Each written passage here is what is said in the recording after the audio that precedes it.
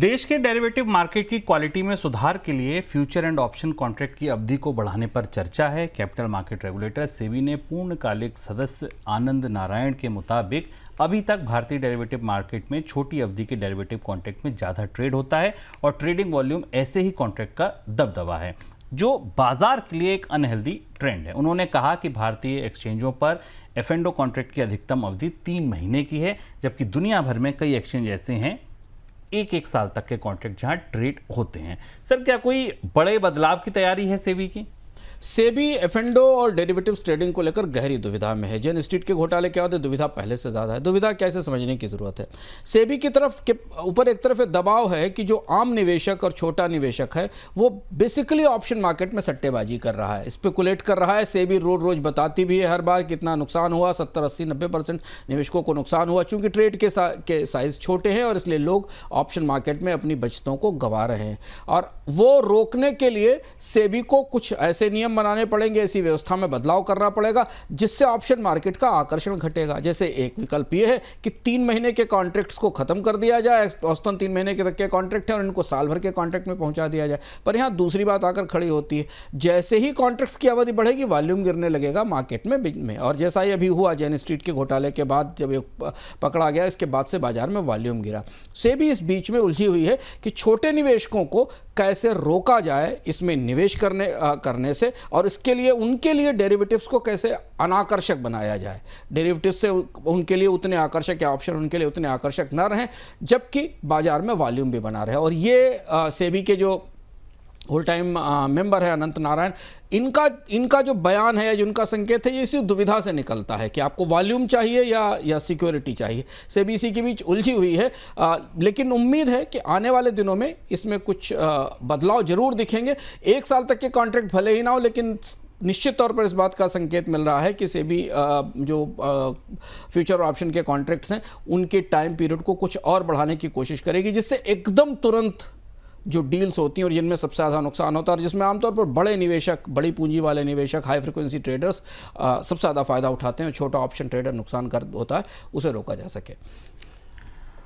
हालांकि इसमें एक चीज़ ये भी ध्यान देने वाली है कि आप बड़े लंबी अवधि के कॉन्ट्रैक्ट ला रहे हैं। जब खुद ही आप ये बात कह रहे हैं कि 3 महीने के कॉन्ट्रैक्ट में भी जो नियर के कॉन्ट्रैक्ट होते हैं उनमें वॉल्यूम होता है, तो 1 साल के लाकर भी वॉल्यूम्स कैसे बढ़ाए जाएंगे। अदानी समूह से जुड़ी अगली खबर, अदानी समूह ने अदानी विल्मर हिस्सा बिक्री की घोषणा की है। 7,150 करोड़ रुपए में 20% हिस्सा बेचा गया है। ये डील 275 रुपए शेयर भाव के हिसाब से हुई। सिंगापुर स्थित विल्मर इंटरनेशनल ने अदानी समूह में ये हिस्सा लिया है। सर, कैसे हुई ये बिकवाली?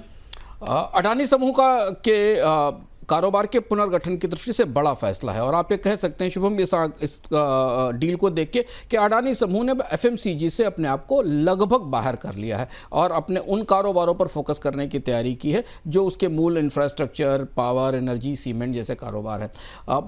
अडानी विल्मर का जो समझौता उसे थोड़ा गहराई से डेटा पॉइंट में परखते हैं। करीब 1999 में ये उपक्रम शुरू हुआ था, और जो अडानी विल्मर बना था उसमें दोनों की हिस्सेदारी लगभग 44% के आसपास थी। फॉर्च्यून ब्रांड भारत के सबसे बड़े एडिबल ऑयल ब्रांड्स के लिए है।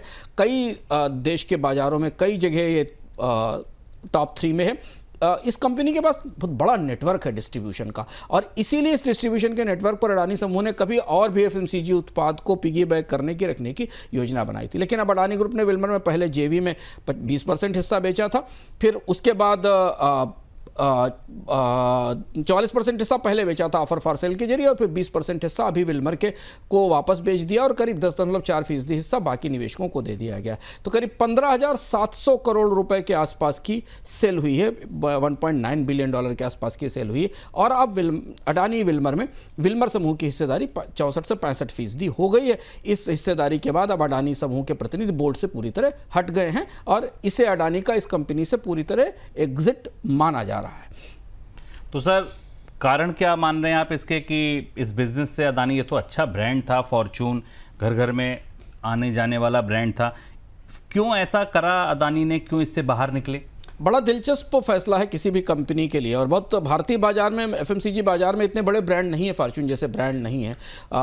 ऐसे चलते हुए कारोबार से अडानी के एग्जिट होने के कई सारे महत्वपूर्ण रणनीतिक कारण हैं। सबसे बड़ी चीज तो ये कि कंपनी पर 2.4 लाख करोड़ का कर्ज है और कंपनी को अब नकदी और कैश फ्लो चाहिए क्योंकि अंतर्राष्ट्रीय स्तर पर कर्ज मिलने में दिक्कत हो रही है। तो यही एक ऐसा मजबूत ब्रांड था जहां से एग्जिट हुआ जा सकता था, और चूंकि इसमें इस साल जनवरी में एक सेल ऑफ हो चुकी थी, अच्छे प्राइस मिल चुके थे, तो जुलाई में वापस उसे सेल करके उससे निकलने की तैयारी की गई।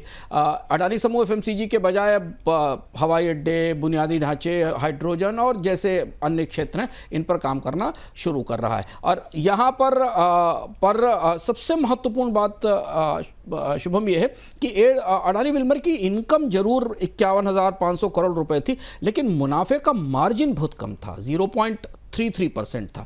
तो खाद्य तेल का व्यवसाय है तो बड़ा, एडिबल ऑयल का, पर रिटर्न्स बहुत कम है। और इन रिटर्न्स के कारण, जबकि अडानी के बाकी बिजनेसेस में आरओआईज बहुत अच्छे हैं, तो अडानी के लिए ये और अस्थिर भी बिजनेस था, कंपटीशन भी था, तो अडानी ने इसे छोड़ा है। और इसीलिए पहले अडानी समूह ने योजना बनाई थी कि अपने कमोडिटी बिजनेस को भी वो AWL में, अडानी विल्मर में विलय करेंगे, लेकिन इसे भी अब खत्म कर दिया गया। तो इस तरह से FMCG कारोबार से अडानी समूह की एक तरह से विदाई हो गई, और ये पूंजी उनको कर्ज को मैनेज करने में, लिक्विडिटी को मैनेज करने में मदद करेगी।